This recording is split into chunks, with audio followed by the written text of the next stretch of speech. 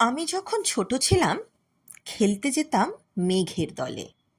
একদিন এক মেঘবালিকা প্রশ্ন করল কৌতূহলে, এই ছেলেটা, নাম কি রে তোর? আমি বললাম, ফুসমন্তর। মেঘবালিকা রেগেই আগুন, মিথ্যে কথা, নাম কি অমন হয় কখনো?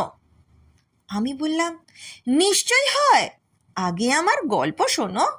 সে বলল, শুনবো না, যা, সেই তো রানী, সেই তো রাজা, সেই তো একই ঢাল তলোয়ার, সেই তো একই রাজার কুমার পক্ষীরাজে, শুনবো না আর, ওসব বাজে।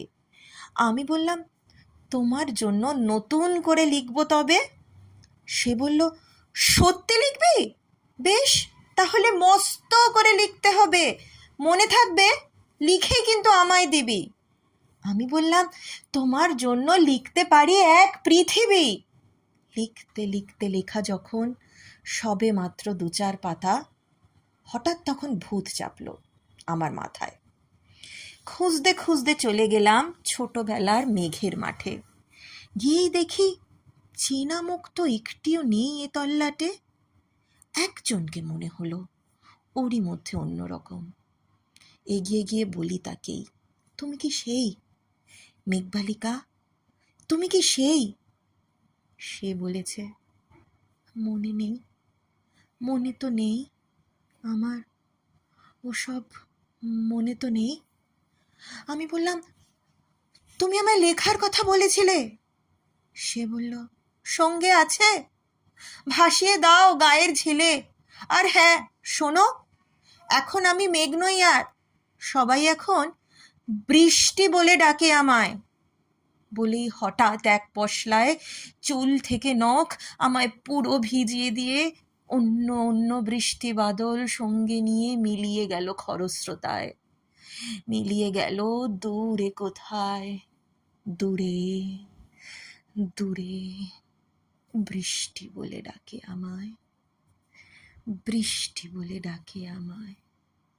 আপন মনে বলতে বলতে আমি কেবল বসে রইলাম ভিজে একসা কাপড় জামায়, গাছের তলায় বসে রইলাম। বৃষ্টি নাকি মেঘের জন্য? এমন সময় অন্য একটি বৃষ্টি আমায় চিনতে পেরে বলল, তাতে মন খারাপের কি হয়েছে?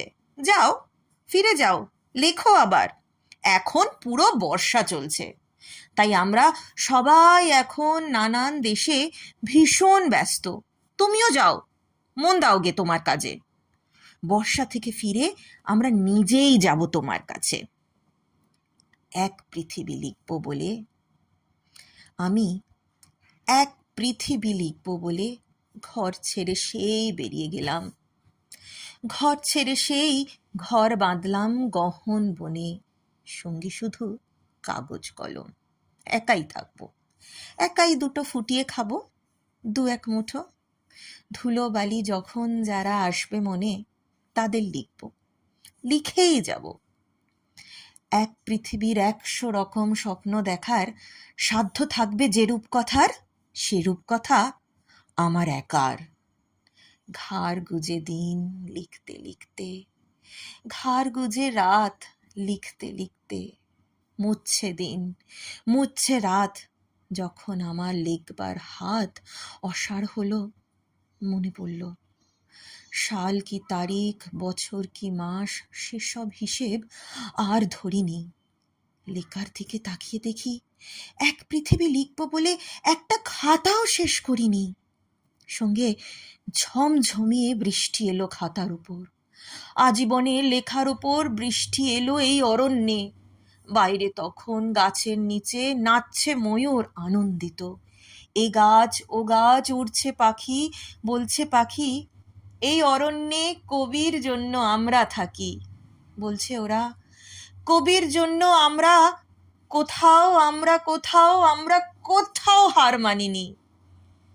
কবির তখন কুটির থেকে তাকিয়ে আছে অনেক দূরে, বনের পরে, মাঠের দিকে, নদীর পরে, সেই যেখানে সারা জীবন বৃষ্টি পড়ে, বৃষ্টি পড়ে, সেই যেখানে কেউ যায়নি, কেউ যায় না কোনো দিনই, আজ সে কবি দেখতে পাচ্ছে।